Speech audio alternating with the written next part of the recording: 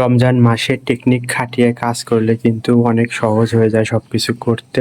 Hello, আসসালামু আলাইকুম। কেমন আছেন সবাই? আশা করি আমার ভালোবাসার বন্ধুরা সবাই অনেক অনেক ভালো আছেন। আমরা আলহামদুলিল্লাহ অনেক বেশি ভালো আছি। যারা ভিডিওটি দেখতে শুরু করেছেন, প্লিজ একটি লাইক দিয়ে ভিডিওটি না টেনে পুরো ভিডিও জুড়ে আমাদের সাথেই থাকবেন। গত ভিডিওটি যেখান থেকে শেষ করেছি, আজকের ভিডিওটি সেখান থেকেই শুরু করলাম। পুদিনা গাছটা লাগিয়েছিলাম রাতে ঘুমানোর আগে। আর এই যে সেহরি থেকে আজকের ভিডিওটা শুরু করেছি। দেখেন রাতের বেলা পুদিনা গাছটা একদম কেমন হয়েছিল, পুরো মূর্ছা গিয়েছিল। আর মাত্র কয়েক ঘন্টার ব্যবধানে এখন একদম তরতাজা হয়ে গেছে, মাশাআল্লাহ। একদমই এখন একদম ফ্রেশ লাগছে এই কয়েক ঘন্টার ব্যবধানে। আর দেখতেছেন নতুন মাটি লাগিয়েছি, একদম সুন্দর হয়েছে। আর সেই সাথে এই যে চন্দ্রমল্লিকাটা আমি একটু ছাঁটাই করেছিলাম, কাটিং করেছিলাম, এটাও কিন্তু অনেক সুন্দর হয়েছে। তো আসলে ওই যে বললাম, যেখান থেকে ভিডিওটা শেষ করেছি সেখান থেকেই আজকে ভিডিওটা শুরু করলাম। আর আগামী কয়েকটা ভিডিও এরকমটাই হবে। একটু অন্যরকমভাবে আজকে ভিডিওগুলো আমি ধারণ করছি, একটু নতুনত্ব আনার চেষ্টা করছি। ঠিক যেখানে গতকালকের ভিডিও শেষ করেছি, আজ সেখানেই ভিডিওটা শুরু করলাম। মানে একটা অন্যরকম ব্যাপার। কিন্তু দেখেন গাছগুলো জাস্ট আমি লাগিয়েছিলাম, পানি দিয়েছিলাম, প্রত্যেকটা গাছ একদম পরিচর্যা হয়ে আছে, একদম দেখার মতো। গাছগুলো সুন্দর করে লাগানোর পরে আমি কিন্তু একদম পানি ছিটিয়ে ছিটিয়ে দিয়েছি পুরো গাছ এবং ফুল সবকিছুই পানি ছিটিয়ে ছিটিয়ে দিয়েছি, একদম তরতাজা হয়ে গেছে। আর গতকালকে দেখিয়েছিলাম এই পিটুনিয়া গাছটা একদম মূর্ছা গিয়েছিল, মনে হয়েছিল যে শীত চলে গেছে গরমের মধ্যে, আসলে একে আর বাঁচানো যাবে না। কিন্তু দেখেন এই যে পানি একটু বেশি করে দিয়েছিলাম, এখন সবগুলো তাজা হয়ে গেছে, জাস্ট কয়টা ঘন্টার ব্যবধান। তো এটাই হচ্ছে আমাদের জীবন। দেখা যায় যে আমরা যদি আমাদের জীবনে এরকমভাবে নিজেদের যত্ন করি, আমাদের সম্পর্ককে যত্ন করি, তাহলে কিন্তু এরকমই সম্পর্কগুলো তরতাজা থাকে। তাই জীবনে চলতে ফিরতে আমাদের সম্পর্কের যত্ন করা উচিত। আর সব কিছুর ক্ষেত্রেই কিন্তু এভাবেই পরিচর্যা করা উচিত। আর গাছগুলোতে পানি দিতে গিয়ে যে কাজটা হয়েছিল সেটা হচ্ছে ফ্লোরে কিন্তু আবার নোংরা হয়ে গিয়েছিল। তো তখন তো ভেজা ছিল, আর পরিষ্কার করার মতো অবস্থা ছিল না রাতের বেলা। তো আর পরিষ্কার করা হয়নি। আগামীকাল দিনের বেলা খালা আসবে, উনি তো পরিষ্কার করবেই, এই কারণে আর আমি পরিষ্কার করিনি। আর যদিও খুব বেশি নোংরা হয়নি, দেখাচ্ছি একদম অল্প একটু পানি পড়েছিল, সেই পানিরই একটা ছিটা আছে। তো বাকি গাছগুলো কিন্তু অনেক সুন্দর হয়েছে। এই যে এপাশে কাটামুকুট গাছগুলো কিন্তু অনেক বেশি সুন্দর হয়েছে। এগুলোতে একটু পানি দিই আমি ছিটিয়ে ছিটিয়ে, পুরো গাছটা ছিটিয়ে ছিটিয়ে পানি দিলে গাছে অনেক বেশি ফুল আসে, আমি খেয়াল করে দেখেছি। অনেক বেশি সুন্দর হয়েছে এই পাশটাতেও। তো আমাদের ভালো লাগার ভালোবাসার এই জায়গাটা থেকে আজকের ভিডিওটা কিন্তু শুরু করেছি এবং আপনাদের সাথে আসলে গল্প করছি। গল্প করতে করতেই কিন্তু আমাদের ভিডিওগুলো আমরা শেষ করে ফেলি। তো আমার সুন্দর বারান্দা বাগানটা আপনাদের কাছে কেমন লাগলো? আর এই যে যত্ন করার পরে যে রত্ন মেলে, সেটাই কিন্তু তার হচ্ছে দৃষ্টান্ত। যদিও ১-২ দিন একটু গ্যাপ পড়লে গাছগুলো কেমন হয়ে যায়। তবে যতই কিছু হোক, আমি যতই ব্যস্ত থাকি, দিন শেষে রাত হলেও আমি যেন একটু গাছের যত্ন করি এবং গাছগুলো অনেক বেশি সুন্দর হয়। তো বারান্দা বাগান থেকে বিদায় নিচ্ছি। আর আমি একটু দেখাচ্ছি, এই যে তাফসীরের জন্য কিন্তু আমাদের রুমটাতে 0 বাল্ব দেওয়া আছে, অন্ধকার। যদিও দেখিয়ে খুব একটা লাভ হবে না আশা করি। তাফসীর ঘুমাচ্ছে। এই যে রাতের অন্ধকারে আমাদের রুমটা একটু দেখিয়ে দিচ্ছি।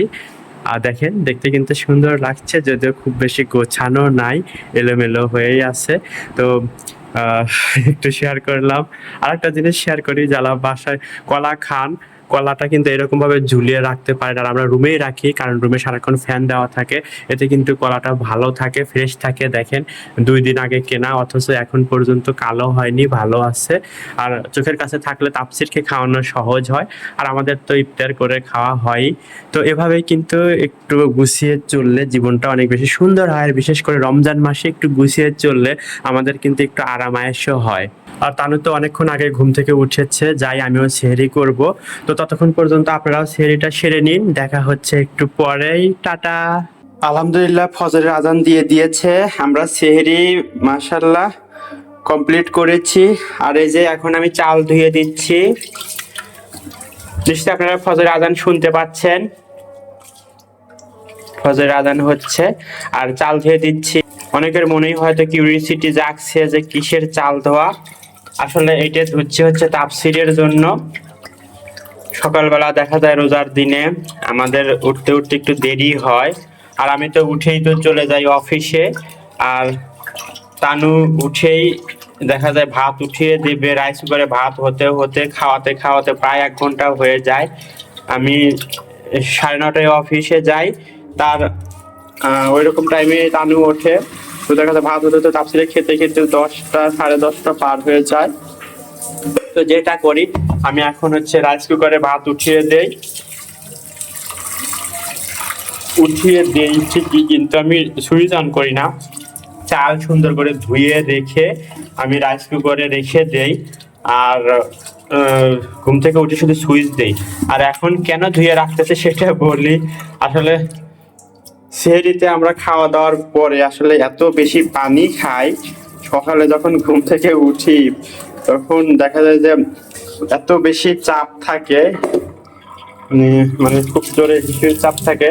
তো তখন কিন্তু মানে আসলে চালটা যে ধোবো এই মানে 2 মিনিট আর কি সহ্য করা খুব বেশি কষ্ট হয়ে যায়। আর তার কারণে এখন এই যে আমি চালটা ধুয়ে রেখে এই যে সুইচ না দিয়ে এটি রেডি করে রেখে দিলাম, যাতে আমার সকালবেলা তাড়াহুড়ো করে কোনো কিছু মানে মানে তাড়াহুড়ো করে আর কি 2 মিনিট এখানে দাঁড়াতে না হয়। খালি জাস্ট ঘুম থেকে উঠবো, এখানে পানি দেবো, সুইচ অন করবো, দেন ওয়াশরুমে চলে যাব। আমার মতো এরকম কে কে টেকনিক কাজ করেন? আর একটা কথা বলি, সেটা হচ্ছে যে ওয়াশরুমে যাব, পরে এসে ভাত উঠায় দেবো, হতে হতে দেরি হয়ে যায়। আর এই কারণেই আমি এই টেকনিকটা ফলো করি।